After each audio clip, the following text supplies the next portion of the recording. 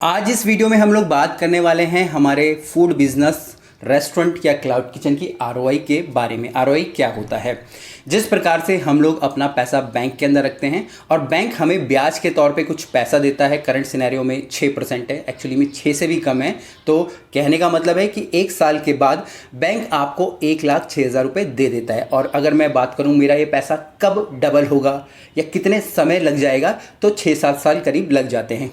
उसी प्रकार से अगर हम लोग एक बिज़नेस कर रहे हैं, स्पेशली फूड बिज़नेस कर रहे हैं, और ये बहुत ही एक तरीके से रिस्की बिजनेस है, तो हमें पहले ही कैलकुलेट कर लेना चाहिए कि भाई 1 साल में मेरी जो इन्वेस्टमेंट मैं कर रहा हूँ उसके ऊपर मुझे कितना % रिटर्न आएगा। बैंक के अंदर 6 आ रहा है, यहाँ पे कितना आएगा। तो ये पूरी की पूरी कैलकुलेशन मैंने आपको यहाँ पे समझाने की कोशिश की है। दूसरा, इस टॉपिक को बनाने से पहले लगभग 4 दिन पहले मेरे दिमाग में आया कि इस टॉपिक के ऊपर हमें वीडियो बनानी चाहिए। मैंने इंटरनेट पे खासकर YouTube के ऊपर सर्च करा, इसके ऊपर कोई भी वीडियो नहीं है। मैक्सिमम वीडियोस जो भी मिलेंगे आप लोगों को सिर्फ यही बताने के लिए कि किस प्रकार से स्टार्टअप करें, क्या स्टार्टअप होता है। बट जो बैकएंड की चीज़ें होती है या जो सबसे ज़्यादा इंपॉर्टेंट है, क्योंकि यहाँ पे आप अपना बहुत ही एक बड़ा अमाउंट लगा रहे हो, तो आपको इसके बारे में पता होना चाहिए। तो मेरी कोशिश है इस तरीके के टॉपिक्स के द्वारा आप लोगों को अवेयर करने की। यहाँ पे सिर्फ आप लोगों को प्रोवोक नहीं किया जा रहा है कि इसने 10 लाख कमा लिए, उसने 20 लाख कमा लिए, ठीक है जी। तो बैकएंड की चीज़ें बताई जा रही है जो कि बहुत ज़्यादा ज़रूरी है। दूसरा, यहाँ पे अगर मैं बोलूँ बैंक में मैंने पैसा रखा तो भैया वो 7 साल में डबल हो गया है, ठीक है। और मैंने रेस्टोरेंट खोला तो कितना मुझे परसेंटेज आना चाहिए। जो एक अच्छी परसेंटेज है हमारी रिटर्न ऑफ इन्वेस्टमेंट की, मैं बोलता हूँ भैया 15% है, ठीक है। 15% अगर आप 1 साल में कमा पा रहे हो, ठीक है, तो बहुत अच्छा है। किसी मंथ में आपकी जो थोड़ा फ़ायदा ज़्यादा होगा, किसी मंथ में आप माइनस में जाओगे। हो सकता है कि पहले ईयर में बिल्कुल ही माइनस में चले जाओ, कुछ भी हो सकता है। बट ये कैलकुलेशन आपको करनी चाहिए अगर आप एक बिज़नेस चला रहे हैं। तो चलिए जी, यहाँ पे प्रॉपर फार्मूले भी दिए गए हैं, सही ढंग से समझाया भी गया है। एग्जाम्पल ही है सिर्फ यहाँ पे, बट आप पेन और कॉपी के साथ ये कीजिएगा और कमेंट करके बताइएगा कि आपने 1 साल में कितने कमाया है। यहाँ पे फार्मूला मैंने लिखा है, ठीक है जी, गेन फ्रॉम इन्वेस्टमेंट, कि भाई आपको ये लिखना है कि आपने कितना प्रॉफिट किया है, ठीक है। मैं बोलता हूँ कि हर महीने मैं 40,000 कमा रहा हूँ। एक महीने मैंने 40,000 कमाया, दूसरे महीने में मैंने 20,000 कमाया, तीसरे में मैंने कुछ कमाया ही नहीं या माइनस में मैं चला गया हूँ। तो पूरे 1 साल का मुझे कैलकुलेट कर लेना है, क्योंकि हम ये साल भर का निकाल रहे हैं, ठीक है। तो ये पहला हो गया। इसमें से मैं माइनस करूँगा, मतलब कि सब्सट्रैक्ट करूँगा, घटाऊँगा क्या? कॉस्ट ऑफ इन्वेस्टमेंट, ठीक है। कॉस्ट ऑफ इन्वेस्टमेंट के अंदर 2 चीज़ें मेरी आ रही हैं। यहाँ पे मेरी स्टार्टअप की कॉस्ट प्लस मेरी ऑपरेशनल कॉस्ट। स्टार्टअप कॉस्ट क्या है? जो शुरू में मैंने पैसा लगाया है, चाहे वो 4 लाख है, 5 लाख है, 10 लाख है, कितना भी लगाया है। और मेरी ऑपरेशनल कॉस्ट कि हर महीने मैं कितना पैसा खर्च कर रहा हूँ, मतलब जो भी मेरा खर्चा हो रहा है, चाहे वो फूड कॉस्ट के ऊपर हो रहा है, ठीक है, चाहे मेरी मैन पावर के ऊपर है, रेंट के ऊपर है, वो सारा का सारा दोनों को मैं प्लस करके यहाँ पे आपस में से माइनस कर दूंगा। इसके बाद मैं क्या करूँगा, जब ये दोनों आपस में माइनस हो जाएंगे, सब्ट्रैक्ट हो जाएंगे, उनको मैं डिवाइड कर दूंगा कॉस्ट ऑफ इन्वेस्टमेंट से। कॉस्ट ऑफ इन्वेस्टमेंट सेम यही है हमारी स्टार्टअप कॉस्ट प्लस हमारी यहाँ पे ऑपरेशनल कॉस्ट, ठीक है जी। और उसके बाद मैं उसको 100 से उसको मल्टीप्लाई कर दूंगा।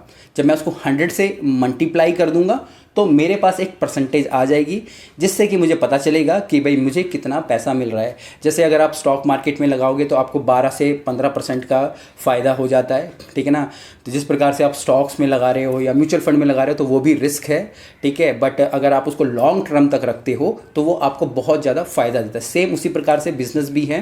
बैंक में आपका जो पैसा रहता है वो तो सिर्फ उसको कुछ परसेंटेज मिल पाता है, बट जब आप बिज़नेस करते हैं तो यहाँ से आपका एक ब्रांड भी बिल्ड होता है, ठीक है। उस ब्रांड के द्वारा आप कुछ भी कर सकते हैं और धीरे धीरे करके आप देखोगे जो ये इन्वेस्टमेंट है वो आपकी बहुत ही ज़्यादा, अब मैं बोलूँ कि भाई दुगनी तिगनी भी हो जाती है या उससे भी ज़्यादा हो जाती है जब आप बहुत ज़्यादा एक्सपेंड करते हैं। तो यहाँ पे हमारी ये जो कॉस्ट की जो परसेंटेज आ जाएगी। एग्जाम्पल लूँगा, यहाँ पे मैंने बहुत ही सिंपल नंबर्स लिए हैं, सिर्फ इसलिए ही लिए हैं, ठीक है, ताकि मैं आसानी से आपको समझा पाऊँ।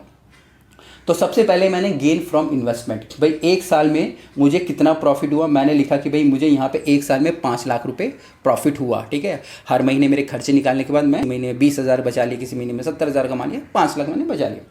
इसके बाद यहाँ से मैं इसको माइनस कर दूंगा अपने 4 लाख से। 4 लाख क्या है मेरी, है कॉस्ट ऑफ इन्वेस्टमेंट, ठीक है जी। मैंने जो स्टार्टअप में कॉस्ट करी थी और हर महीने मेरी एक ऑपरेशनल कॉस्ट मैं बोलता हूँ कि भाई मेरे 10-15 हज़ार रुपये मैं खुद ही स्टार्टअप कर रहा हूँ। फिगर्स हैं, जस्ट एग्जाम्पल के तौर पे लिए हैं, मैंने 4 लाख ले लिए हैं, ठीक है जी।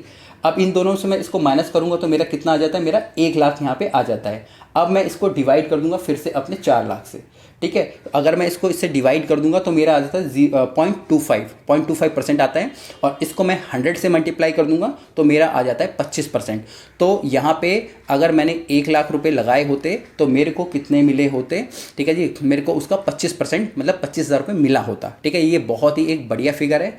जस्ट ये एग्जाम्पल ही है, आप अपने नंबर्स के साथ उसको मैच करने की कोशिश कीजिएगा, वहाँ से कैलकुलेट करने की कोशिश कीजिएगा। और एक अच्छा, अगर मैं बोलूँ, एक साल में अगर आपको 15% आपको रिटर्न मिल रहे हैं आपके रेस्टोरेंट बिजनेस के ऊपर, तो उससे बेस्ट कुछ नहीं है। और उससे भी ऊपर हो जाता है, 25% आ जाता है, 20% आ जाता है, तो आप बहुत ही ज़्यादा अच्छा कर रहे हैं।